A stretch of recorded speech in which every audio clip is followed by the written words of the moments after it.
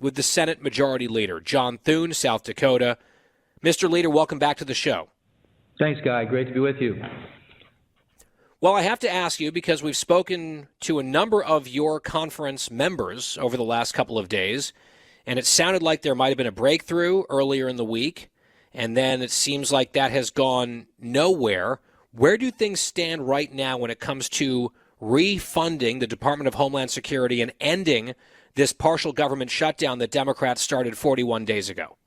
Right. Well, that's regrettably, and you're right, Guy, the Democrats have now kept the department shut down for 41 days. It's a shutdown of their own design and their own making, and it's the second one, as you know, from last fall we had a 43, the longest shutdown in American history, and that was for all of government. But this one is rooted really in a deep desire on the part of the Democrats to defund the men and women in federal law enforcement who wake up every day with the sole mission of protecting American communities. And so among the shutdown hostages in this case, you got employees at TSA, you got employees at Coast Guard, FEMA, CISA, which is the cyber security operations that the country uses to protect us from cyber attacks from foreign enemies. And so it's all the it's all of the above, and these guys have just they kept moving the goalposts. The administration's been engaging with them in good faith now to end this shutdown literally for weeks. And there are now 120,000 people at DHS who are missing paychecks, and many of them, as I said, they work with agencies that are crucial to our national security. So it's really a sad commentary on the current state of the Democrat Party, but it's a reality, and it's one we're dealing with here in the United States Senate. Last I saw, nearly 500 TSA agents had quit, because now this is, as you pointed out, the second time in 6 months where they're not getting a paycheck, but being expected to show up for work, which is crazy. I know that one of your colleagues tried to block funding to pay senators so long as other employees aren't getting their paychecks. Democrats blocked that. I saw, in fact, Senator Moreno just tweeted yesterday that an entire committee's worth of Democrats didn't show up to work at all at the committee yesterday, but they're asking TSA agents to show up to work without getting paid, while the Senate Democrats are not showing up to work and getting paid. It's quite a look. But as you move forward, and we wonder, is this ever going to end? Long lines at airports. We've had 4 homeland jihadist attacks against the country during the course of this 41-day shutdown and counting. It seemed to me like you guys had actually made a major concession to the Democrats this week, giving them basically what they've been asking for, which is a funding vote on DHS minus ICE, which you guys would break out and do separately on a party line basis through reconciliation maybe later in the year.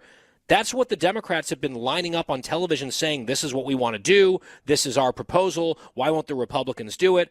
And there's some good reasons not to play ball and to reward those types of demands. But finally, given all the pain out there, you guys said, fine, let's do it. And they've said no. What's their reason for no? Do they have an explanation for turning down their own demand? Yeah, I mean, I think it's all politics, Guy. I think that they believe this is a political winner for them, and they want to create as much chaos as possible as we head into the campaign season and the November elections. And there really isn't any good explanation for it other than it's never enough. And when their far left base, which is demanding not only that they defund ICE, but that they basically strip them of any of the authorities they have to enforce the law, that's the combination of remedies that the Democrats have demanded. And we've done, the White House has made. Can I just ask real quick? I just want to ask something because I don't understand this, because I know you guys anticipated the games that Democrats might play with ICE, which is why you funded ICE fully for 3 years in the Working Families Tax Cut law last year. So right now it seems to me that the only part of DHS that is getting funded is ICE. So, what's the point of this? We get that they hate ICE. We get that they hate the enforcement of immigration laws and don't want anyone deported. That's now apparently the position of the Democrats. But they can't actually stop it because ICE is already funded. So when you guys come and offer them the rest of the funding minus some of this additional stuff for ICE, I just don't understand what they think they're achieving. Right. Well, and I think part of it is you said it, and they absolutely hate President Trump.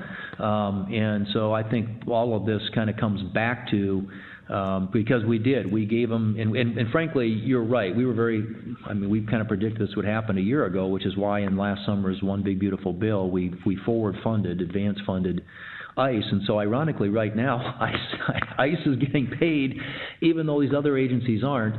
And yet, they're making the big deal about defunding ICE, and ICE is already funded. So what it tells you, again, is this is nothing to do with the substance of it. It has everything to do with the optics. And the optics for them is to satisfy their far-left base that they are doing everything they can to fight President Trump and to let people believe, at least, that they have defunded ICE, even though ICE is funded because of what we did last summer. So it's a weird, convoluted argument, and they've had a really hard time here in the last few days trying to justify it.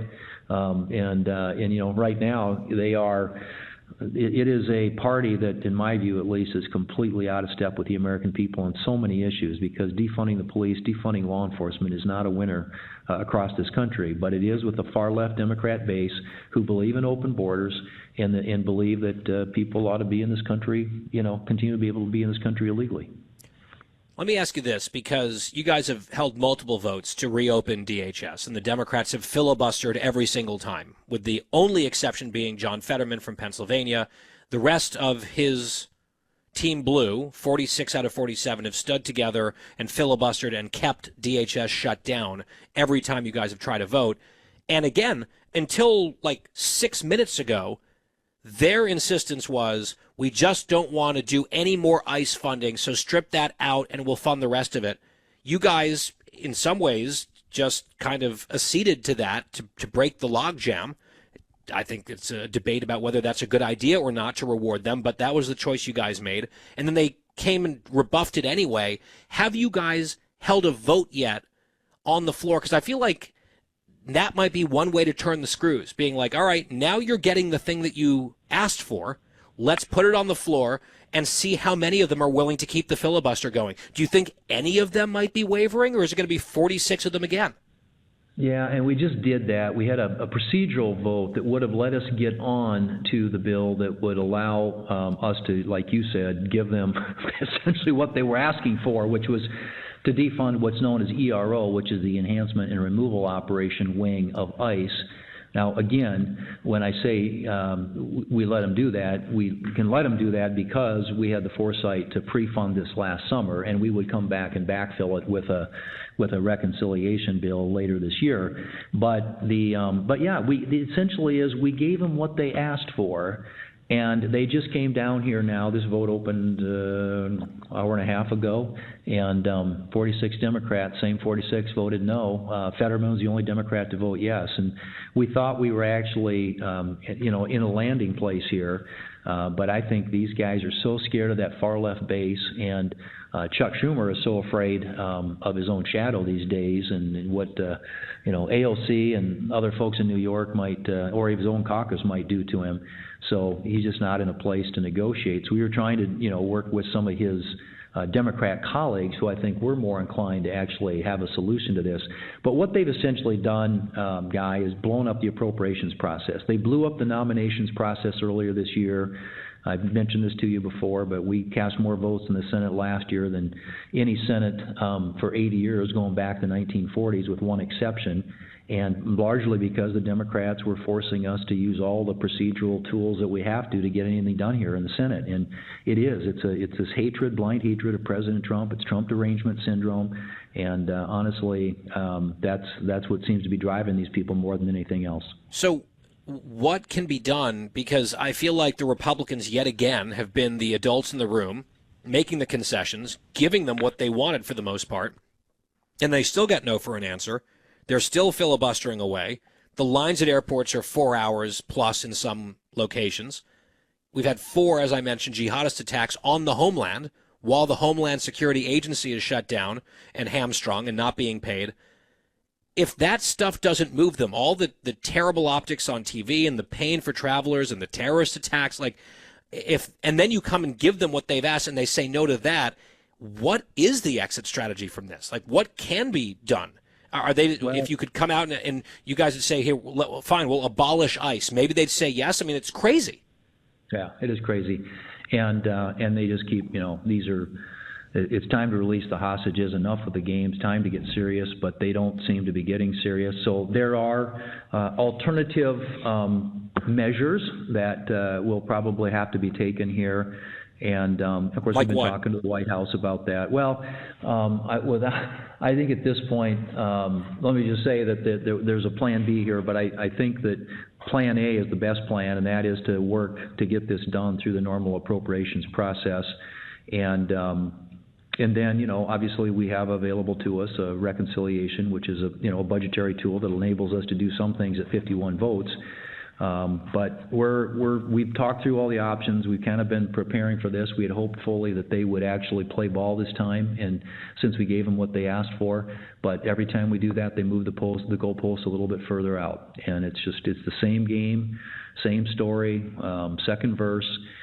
This is a Democrat Party that has completely lost its way and has decided to take the United States Senate and the American people hostage to try and please their far left base. And then they got what they asked for and still said no. That's the thing that just kind of takes my breath away. Yeah, it's mind blowing. It really is. I mean, I can't tell you. I've been here a long time. I've never seen anything like this. They're going in circles. You know, I mean, it's like Groundhog Day for them. I don't know how to explain it. Yeah, and the thing is, we've seen this in the past where there's, an element of a party that is, hardcore and wants to fight, and maybe will have disagreements with leadership, and you've got a split within the party. This is just like the squad, but all of them, right? They are all now fully marching with the hardcore left-wing element of the base. It's not like they're, at war with their own moderates or something. I just don't know if the moderates exist. Right? They can say they're moderates, but if they're voting like the AOC Bernie way all the time, no on everything, it's there's no moderate caucus left over there. It's just the hard left, and it's just the Trump derangement stuff. I do want to ask you just quickly here about the Save America Act and voter integrity and voter ID. You and I have had this conversation before. I spoke to Senator Husted from Ohio. We were talking about voter ID. I thought it was very interesting a few days ago when Chuck Schumer said something that made my ears perk up, that he said Democrats are not against voter ID, which is news to me because they've been very against it almost everywhere for many, many years. But I guess compared to more verification and preventing non-citizens from being able to fraudulently register to vote with verification and all of that, just voter ID unto itself seems less offensive to them. So Schumer was at least pretending now that Democrats are for just basic level voter ID. Could you guys, if the Save America Act is unable to be passed because of their filibuster, could you guys focus on a more narrow bill only on voter ID? I know there was an attempt to do that through unanimous consent, and they objected. Could you push them on that? Because according to the Senate minority leader, the minority party isn't against voter ID anymore. Right. And explain that one, right? So what we did, when we brought the Save America Act up on the floor, Guy, I used something I have at my disposal, which is filling the amendment tree, which allows us to control the debate on the floor and which amendments ultimately get voted on. And one of the amendments I put on the tree, which we voted on earlier today, was a strictly photo ID requirement. Very clean, very straightforward, none of the other Save America Act elements to it. Just straightforward, purely and simply photo ID, which could be a government ID, it could be a driver's license, it could be a military ID, it could be a tribal ID. Any of those things would work. And the Democrats, they voted to block it. And it's remarkable because in my remarks on the floor this morning, I had a chart where I put up the statements that a half a dozen Democrat senators have made, where they endorsed photo ID, said that it works really well, it's very effective in their states if they've got in a state that uses it. I mean, the hypocrisy on this knows no bounds. I mean, to quote Doc Holliday from Tombstone, I mean, it's just, you can't make this stuff up. We got countless statements where they're out there full-throated ways endorsing photo ID. Yeah. They gave them a chance to vote on it even today. Schumer now, their leader's pretending that they're for it, but they all voted against the amendment. They might say, well, that's an amendment to a terrible bill. Fine, maybe the next step is a standalone bill and see what they do there. We'll be following it. We'd love to have you back to discuss. Senate Majority Leader John Thune, Republican of South Dakota, kicking off today's Guy Benson show. Mr. Leader, thank you again.